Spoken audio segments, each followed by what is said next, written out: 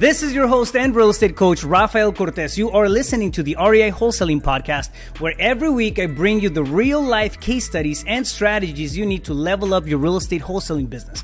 If you haven't done so yet, go to reiwholesaling.com. Again, that's reiwholesaling.com. Sign up and get free access to your Wholesaling 101 course. This free training teaches you step-by-step everything you need to close your next wholesale deal and start making big money now.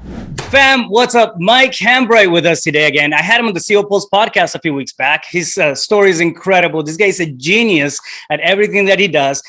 He has a very, very successful real estate investment business, right? But he also runs one of the most powerful masterminds in the country. So his network is solid. His base of knowledge is solid. And we're going to talk about pivoting in the real estate wholesaling business and real estate marketing or market altogether, right? Is there stuff that we're missing that we perhaps are just not, paying attention to? What's going on at a national level? There's all kinds of crazy things happening in individual markets. This guy is tapped into a ton of places. He has a very, very, very solid marketing strategy through an investor machine, right? So I want to pick out some golden nuggets of what he's actually doing in his day-to-day operation, how he's pivoting to deal with the times that we're coming, about, and really just draw out some of that experience, right? So it's an honor to have you on the show, man. It's welcome back. Great to be back. Always good to talk with you, and thanks for saying kind words like genius. I don't know about that. If my 15-year-old son or my wife would agree with that, but I'm going to tell them that somebody thinks I'm a genius. So anyway, thanks, buddy. Always good to be here with you. Yeah, glad to have you, man. So like I mentioned before, I had you on the CEO Pulse podcast, and you have an incredible story. You've been, real estate investor for the last 15 years. You launched, some podcasting early on, right? So you kind of became an authority in the field. You were one of the first few people that kind of started putting their voices out there. And this is a while back, and that grew. You have Flip Nerd and all kinds of stuff that kind of developed from it. And with that, your experience, right? So it's always intriguing it's easy to get caught in the weeds of the day-to-day operations, especially we're running a business that gives us, 1-2 deals a month. You're operating at a different scale, and you're talking about pivoting. So I want to lean into what that means for you at the scale of where you're operating at, and also what that means to the average investor.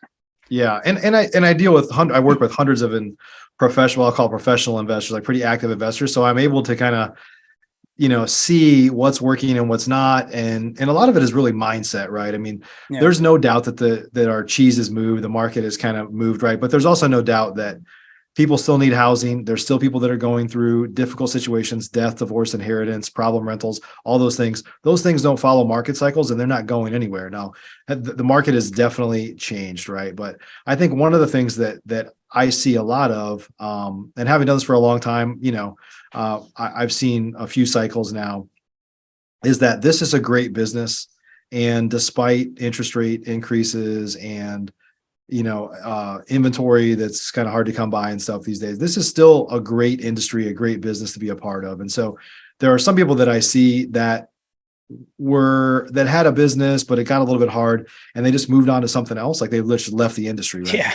And the reality is whatever else they moved into, if it's easy now, it will get hard at some point. There's nothing that is always easy. Right. And so I think for folks that are committed to really changing their life, real estate has proven that it can do that almost more than anything else.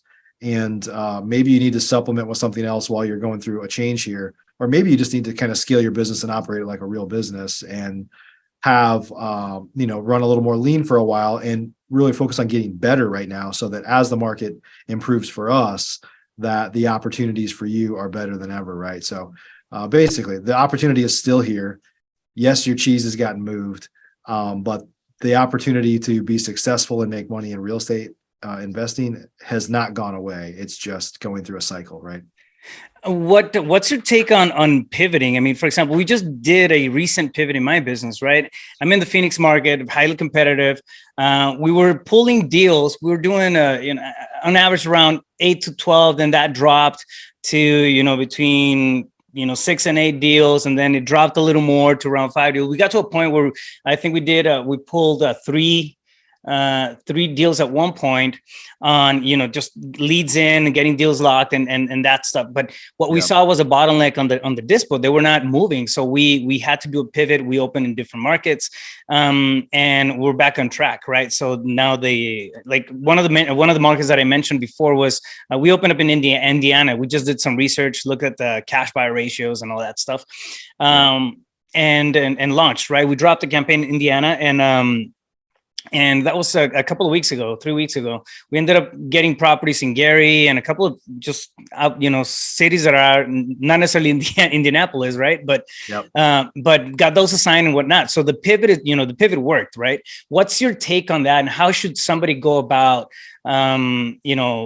looking at different markets, pivoting? What do people have to be on the lookout for? I think like you have a highly respectable operations background. Like it was probably easier for you to pivot and go to another market than the average person. So I know a lot of us as real estate investors get shiny objects and I'm like, yeah, that's what I need, a new market.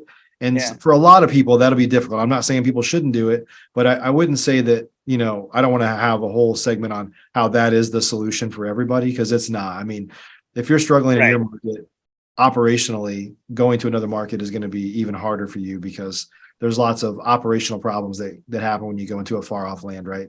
But like, what are some people that I see doing? Like, I definitely see more people that were primarily wholesaling, retailing more now, because especially if you're in an affordable housing market, is a lot of it's harder to make rentals work in a lot of markets because of interest rates and because of price increases.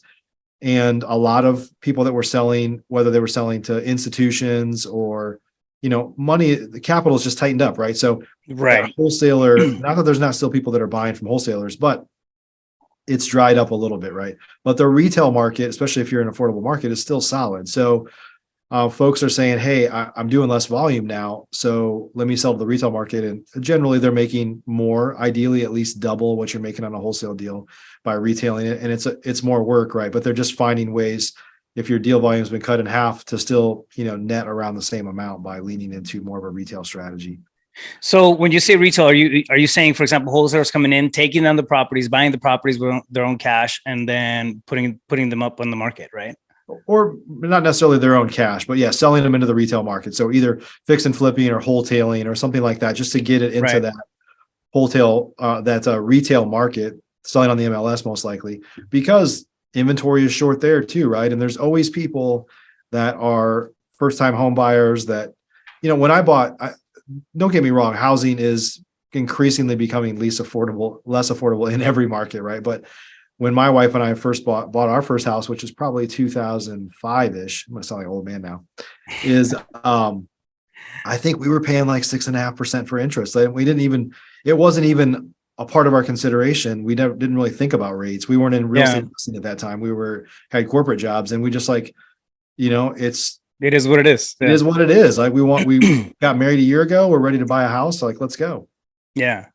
It's I can't remember, but somebody told me this not too long ago, and it's, you date the interest, you marry the house. Yeah. So it's you can always refi 2 years on the road when things get better on interest rates and whatnot, right? But I think that's like the regular consumer may lose sight of that, and I mean, sometimes we have to carry it for a little bit, and then things get better. But what does your your process look like? What does your operation look like right now? Well, so for me, I'm primarily I have flipped hundreds of houses. I'm not as active as a single family investor anymore. I do a lot of multifamily stuff now, or I'd like to do more. Deal flow is slow over there too, right? But mainly I help support lots of active real estate investors through the mastermind and through Investor Machine, our lead gen agency. So I have my ear to the ground in a rare way, because I deal with hundreds of professional investors. But that's, the insights I can share with you are mainly through my relationships. Mm-hmm. And team wise, when you're getting deals in, generating leads and that sort of thing, what does that look like? For our customers, or for my business? No, for your business. Yeah. So I'm mostly doing multifamily right now. So I do a lot of partnerships with like Corey Peterson, we talked about earlier, is my partner, a lot of multifamily deals. And so It's gotten complicated. I used to just be a wholesaler and a fix and flipper. And Yeah. now I have like several other businesses, and it's gotten complicated. But no, I think one of the opportunities for folks right now is to just get better operationally, right? So I think what happens is a lot of people go through a phase of where they just hustle really hard themselves and they're doing way more than they should. And the challenge is when if you've been operating that way, and now I tell you to really focus on putting the right people and processes and systems in place, it's an additional investment to do that, right? And it seems like a hard investment to make. But the reality is that's the only way you're going to truly get time freedom, right? Is to take yourself out of being the person that is responsible for everything and wearing too many hats.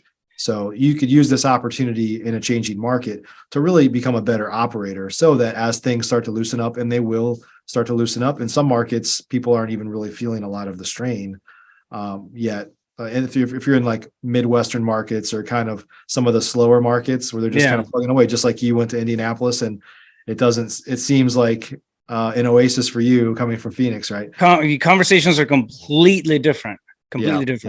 Yeah. And we've done deals in other markets, but I mean, we usually partner up with other, like either students or JV, type of stuff. We drop campaigns in Tampa and Atlanta, and a couple other ones, but they're also competitive markets. And this one, I just kind of did I took the other road, right? And I was like, all right, let's tap into something that's a little less popular.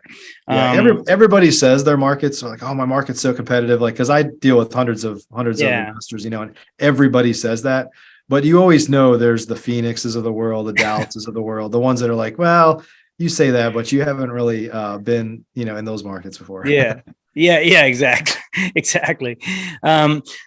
So I agree with you, man. One of my things, and this is and like a revised version of what Tom Kroll, speaks about all the time, right? Hustle is a season. It's not a business strategy, especially in times like this. You see a lot of people just falling off the wagon because things get difficult, right? But and this doesn't make a lot of sense. If you get off of real estate to jump into, I don't know, something new, right? You're also going to have to learn that new industry. By the time you learn that thing and you get proficient and experience on it, they probably already, something shifted on that thing. Now you have to come back to. So instead of, digging deeper into the track that you already picked, right? And that pays at the end of the day. Like it's real estate. It's the wealth vehicle out there. Everything changes. Real estate is evergreen. I mean, it has. So I agree with you in terms of the systems.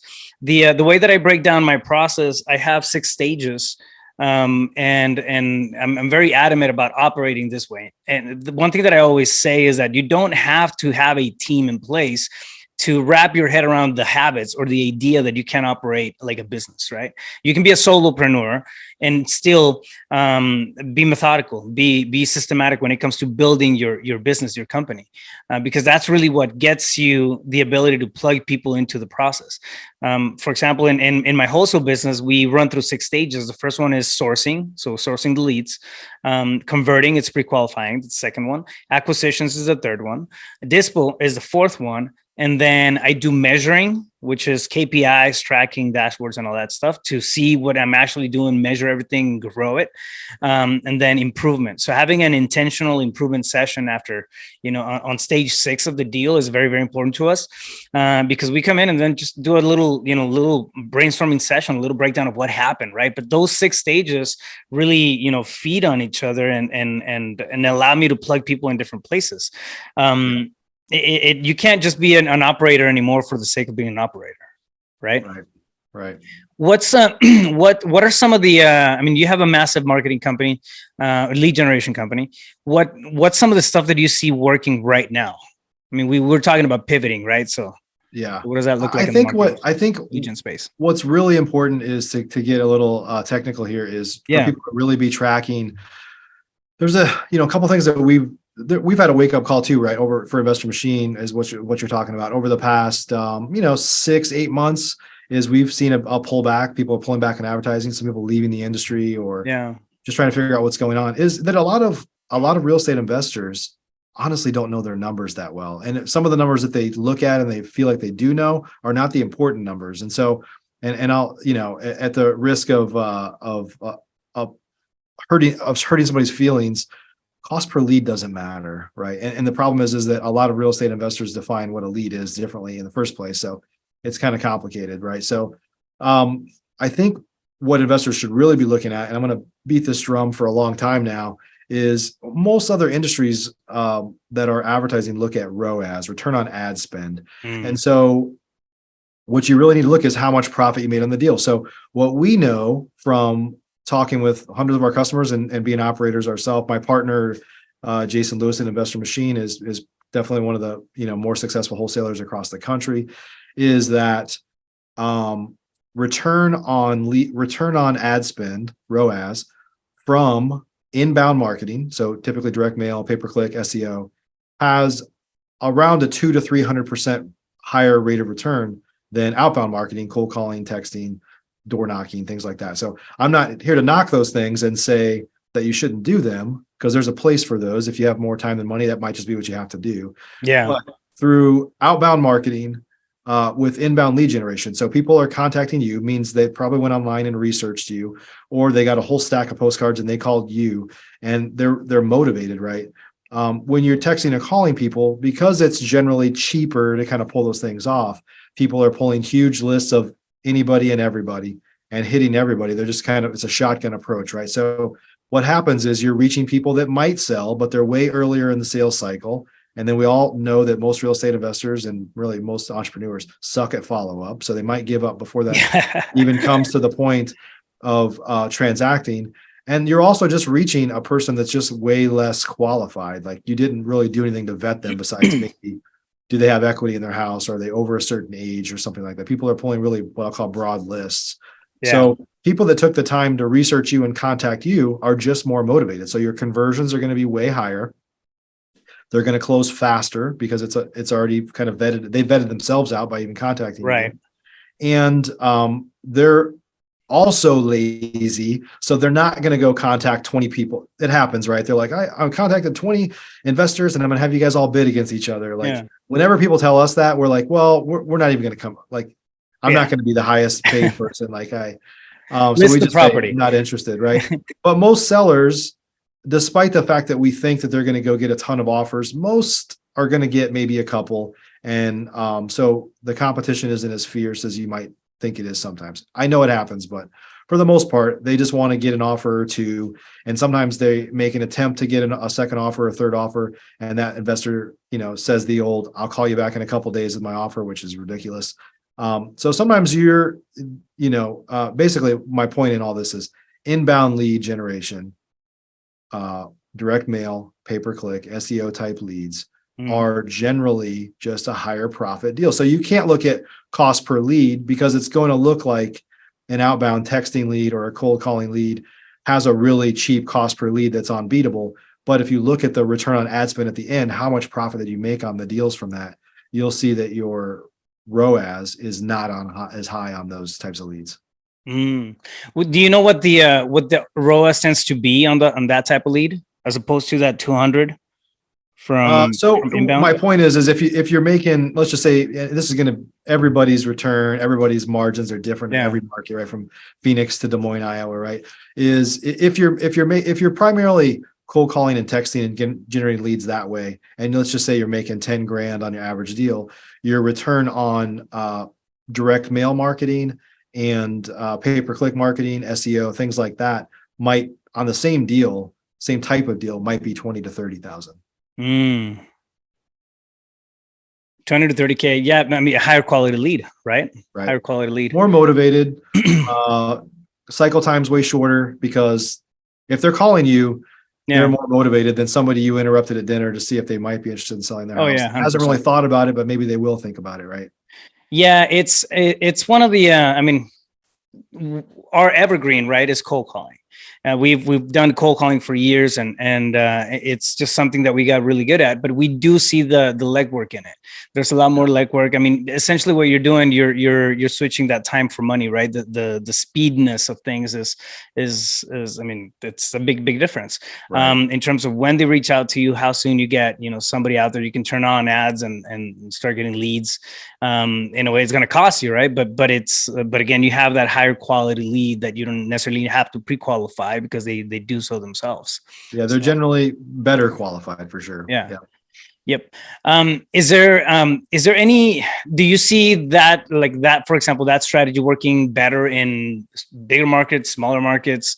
Does it make a difference, or? I think it's consistent across all markets. Like, it's because it's just human psychology. Imagine this, like, to use an analogy here, if you were a manager of a restaurant, and you said, hey, it's kind of slow in here, let's start calling all the people in the neighborhood to see if they want to come here and get tacos today, right? Yeah. That you're generally going to have, not a great, you're not going to drive a lot of leads from that. Now, some you might get, right? But it's a lot of work. The customers that live in the neighborhood that come there all the time, that walk in the door, like, if they come in, they're buying from you, right? Right. If you're trying to convince somebody to come in, the likelihood they're going to buy from you or even come are pretty low, right? So just getting people to come in your door, which is what happens with direct mail or pay-per-click or SEO. They're, by them filling out a lead or picking up the phone, that's effectively walking into your store or your restaurant. If you were a brick and mortar type thing, it's just going to be a better customer. They took the time and made the effort to come to you instead of you going to them, right? Yeah, absolutely. The quality is just much higher.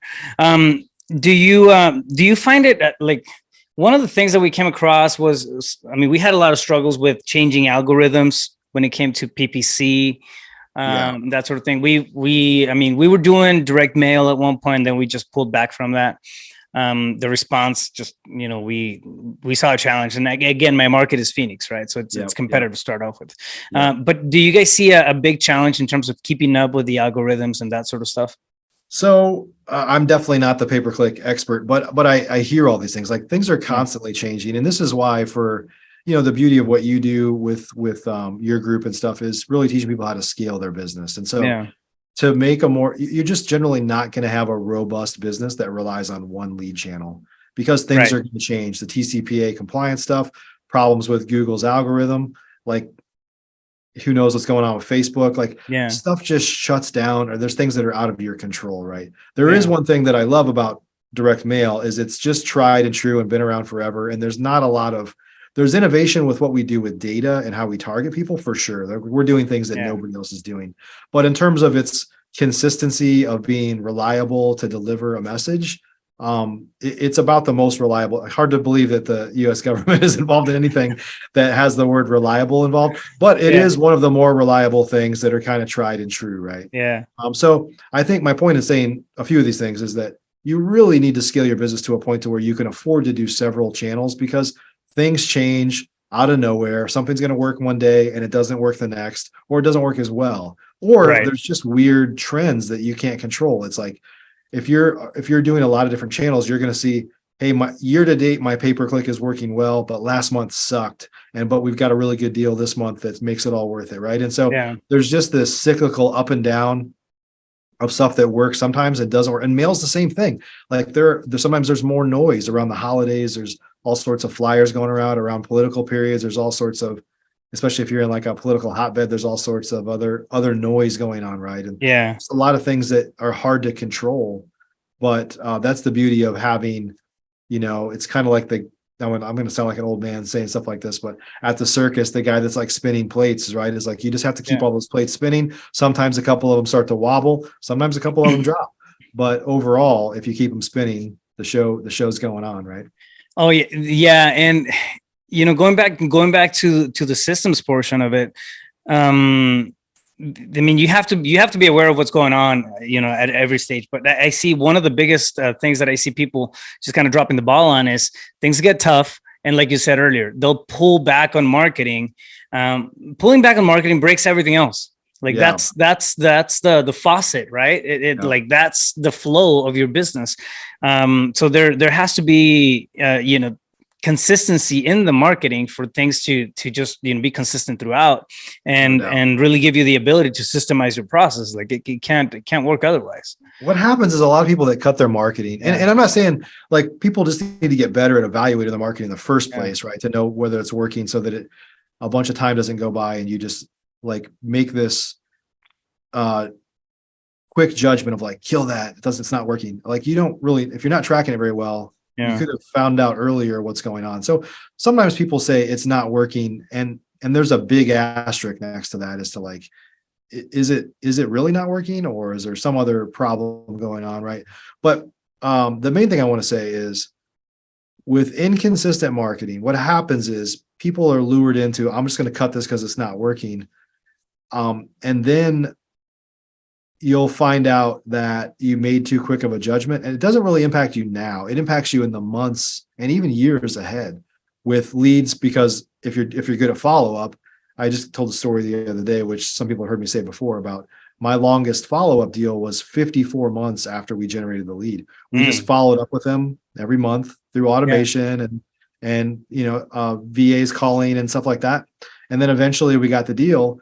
But if you do, and that's a long period of time, but certainly there's a lot of leads that you're generating today that you'll get, not a lot, but some that you will get next month, following month, the next certainly 3 to 5 months, right? So when you cut off your advertising on a channel right now, you're not going to feel the pain right now, but when you look back, you'll start to feel that pain. So you have to be very careful at cutting things, especially if people jumped into something and they tried it for a month or two and it didn't work and they made a quick judgment to kill it then, because that's just not how marketing channels work. Like, consider this. We're marketing to people oftentimes that are in distressed situations and that have been in a distressed situation for years or decades, right? Yeah. We've all bought houses from people from, dad passed away 15 years ago, mom's still living there, hasn't been updated in 20 years, and they were distressed 10 years ago, 15 years ago, right? They could have sold to us then, but they didn't. And they're just waiting for that final straw to break the camel's back. Right. What happens is if you disrupt your marketing and you stop, even though you've been talking to that person, they just weren't ready yet. And so you just stopped short. There's clearly a balance of like wasting marketing and not, but you have to really play the long game. And that's true outside of marketing too, but you have to just be that authority that's always there. I'll give you another example of knowing this. There's some people in my market in Dallas that market to me because I have a rental portfolio. And so we get a bunch of postcards and letters and stuff in our PO box, and all the time I see postcards or letters from people that I've never seen before, and I never see again. I get one piece of mail, and then they're done. And then there's some people that I respect in this market that are just have been playing the game for as long as me, 10, 15 years or more, and just like clockwork, they never stop marketing to me, because they know that that's just how it works, right? Eventually. Something's gonna happen. Now, hopefully, I always say I don't want to be the guy that ever sells his house to a dude like me. Okay, we never want to be in that situation. But ultimately, a lot of people, something will happen in their life, whether it's financial distress. We don't want these things, right? God forbid somebody gets sick. So somebody is under distress, and then one more thing happens, and it's just like, okay, we got to get rid of this thing. Yeah, it spills a cup. No, I get it. And it really comes back to being top of mind, right? And I mean, you're one of your biggest, I think, talents is the power of networking. You're able to pull out, great people together. It's no different when you're sending out, points of contact, points of reference. The magic is in the follow-up. I mean, I think 78% of the deals that we close is follow-ups. Yeah. And I'm talking follow-ups longer than, the first 2-3 days, right? Yeah. A lot of deals we're able to close it within the first few conversations and whatnot, but a lot of them, they come in a couple of weeks later. Hey, listen, my son's going off to college in 3 months and I can talk then, type of stuff. So, so yeah, it's important to be mindful of that, give it enough time to work. And then just be systematic about how you're handling, the follow-up sequences and all that stuff. And I think, and I love what you do with automation and stuff like that, but I think sometimes you have to be a little careful to not over automate where it feels automated. Yeah. I struggle with that too. Like people want to work with people ultimately. And so the more you can make that feel real, even if there's some automation in there, like don't get so automated that Yeah. I mean, we all get texts from people that were like, you could tell that a human didn't write that, or like Right. they tried to make it so generic so they could send it to thousands of people at the same time that it just comes off as it must be automated. This isn't even a real Yeah. person behind it. And people don't want to work with people like that. Right. Right. No, like one of the strategies that we roll out, it's so we have long-term follow-ups. Even if we have them on a automatic follow-up, sequence, we still have, a human Yeah. reach out to them, 3 months down the road, 6 months down the road. We Absolutely. only get people off of our lists if they sold the property and we verified it sold, or if they specifically asked us to get them on the, just never call them again. Right. Right. We'll absolutely respect that. We get them off the list. Other than that, like, we're on there. Like, Yeah. no, I'm not interested in selling. Okay, cool. I'll touch base in 6 months. Yeah. Yep. So you're with all the activity that you guys are seeing in terms of lead generation, what are the top 3 ways to find wholesale deals right now? So I'm very biased. I think direct mail is still killer. Like, one of the great things that's going on now. So what we do at Investor Machine is we have an army of about 80 data miners that go into markets where we have clients at. Yeah. And we mine for data on a daily and weekly basis. And we go after about 40 different lists. So obviously, probates, tax delinquent, mowing liens, notice of default, IRS liens, on and on and on, right? We're looking for 40 different lists. Yeah. So, and we built software to effectively kind of score every lead in the market. So it's list stacking really on steroids. And so that data tells a story, right? Like, if you could get a list right now of all the people that are going to agree to sell their house at a deep discount tomorrow in your market, like, everybody wants that list, right? But that list doesn't exist. So we have to try to do is recreate what it might look like. And we do that with data. And there's a lot of data out there on people these days, but it's really, really hard to get. And you can't get it through national data sources. You have to literally go into the county and the cities and get this data, or work with somebody like us that does that for you, right? So what happens in a time of distress, in a declining market or in a troubled time, is people are losing jobs, they're missing payments on taxes. And so what we're seeing is an increase in the rate of data available on people, like an increase in the raising of flags that this indicates distress going on, right? So direct mail, because of that, we're able to see these flags being raised more and more right now, and we can really target who we market to. So I'm super partial on where your data source comes from, whether you're doing direct mail, cold calling, or texting. Like, data matters, right? Yeah, 100%. And we all see the people out there. They're like, "Hey, who has the cheapest skip tracing? Who has the cheapest data?" And I'm like, "Are you going to ask for like the cheapest heart surgeon if you ever need one?" Like, there's some things that you should just be willing to pay more for. And at the end of the day, you don't want buy one get one free LASIK surgery, right? Yeah, exactly. You want to make sure that some stuff is done right. Data is one of them. It doesn't matter if you have a kick-ass team, a great process, all the bells and whistles, the tools in place, and all that. So if your data is not good, I mean, you're going to be you're shooting on all the wrong places. You know what I mean? Yep.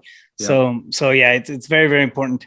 Mike, no, thank you so much. I'm not as biased, but I think I may be missing something, right? We were talking about pivoting and what are, perhaps some places that we're not looking at, right? I've been tunnel vision on my cold calling strategy, my SMS strategy for a long time.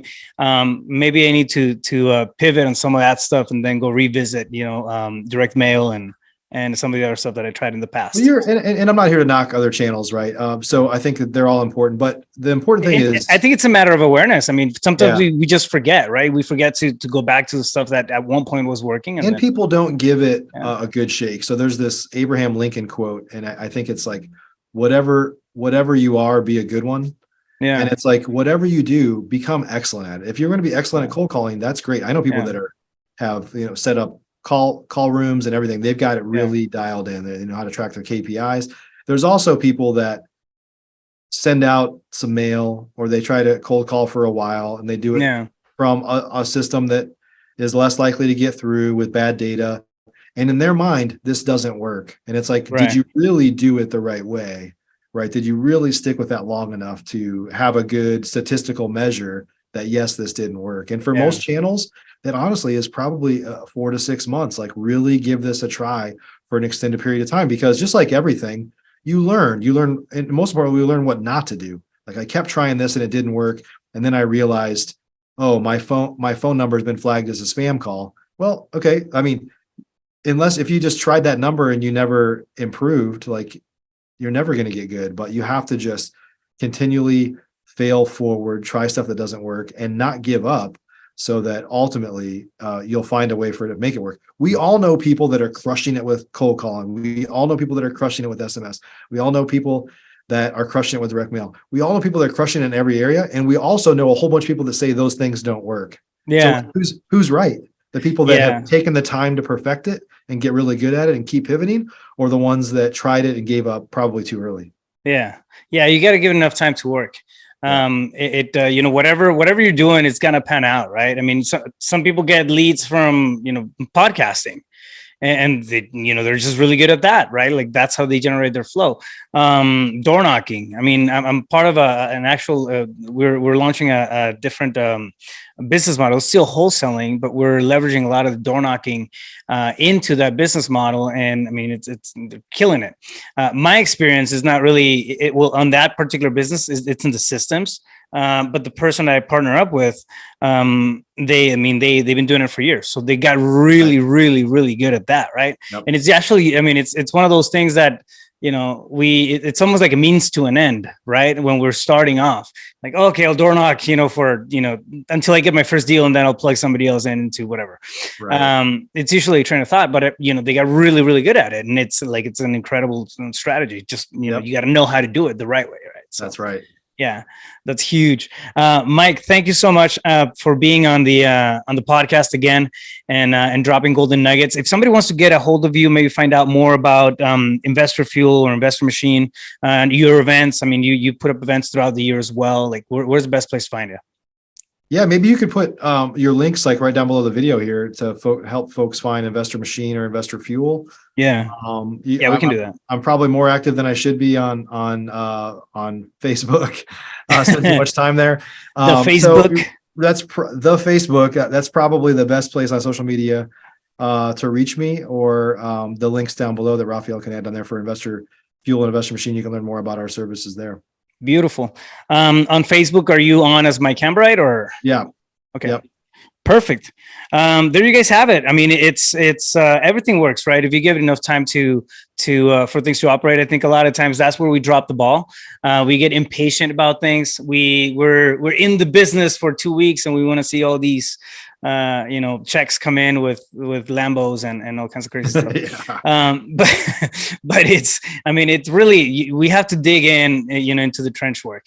And I think that's also where the beauty is, right? Because you get to learn the reality of business, right? And I think that's where it comes, what it comes down to. At the end of the day, we have to improve as human beings. We have to improve as entrepreneurs, and we can't do that theoretically. We have to be in there, operating at some point, and then delegate, down the line. But you got to have the systems in place. You have to have your eyes open for opportunities. Where can I pivot? Who can I partner up with?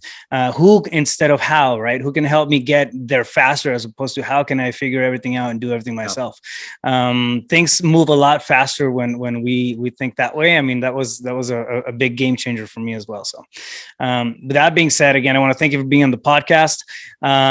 And fam, don't hesitate, reach out. All right. Check out the links, check out what Mike's doing, and really, really get some benefit out of it, because, you will. With that being said, stay focused. We'll catch you in the next one. You got this. Thanks, man. Fam, thank you for listening. Every week I bring you the real, the raw, the mindset, the case studies, and the strategies you need to build your own successful real estate wholesaling business. So if you haven't done so yet, make sure to hit that subscribe button and don't miss out on real life experience and information that can make you millions. It's time to join the ranks of successful wholesalers and real estate entrepreneurs like the one you just heard, and take advantage of one of the biggest opportunities that we have in our lifetime to generate wealth. So go to reiwholesaling.com. head over to my website. Again, that's reiwholesaling.com, and learn how to make big profits, make big money by finding, negotiating, and closing wholesale deals from your own backyard. You've heard the stories, seen the case studies. Stop thinking about it. It's time to write your own. Again, head over to reiwholesaling.com, click on coaching program, book a discovery call, have a conversation with my team, and you might get an invitation to join hundreds of students throughout the country who are leveling up on a daily basis. The writing is on the wall. Hustle is a season, it's not a business strategy. Take action, start building a sustainable and scalable real estate wholesaling business, and join the coaching program today. I will catch you guys on the next one. Talk to you soon. Stay focused. You got this.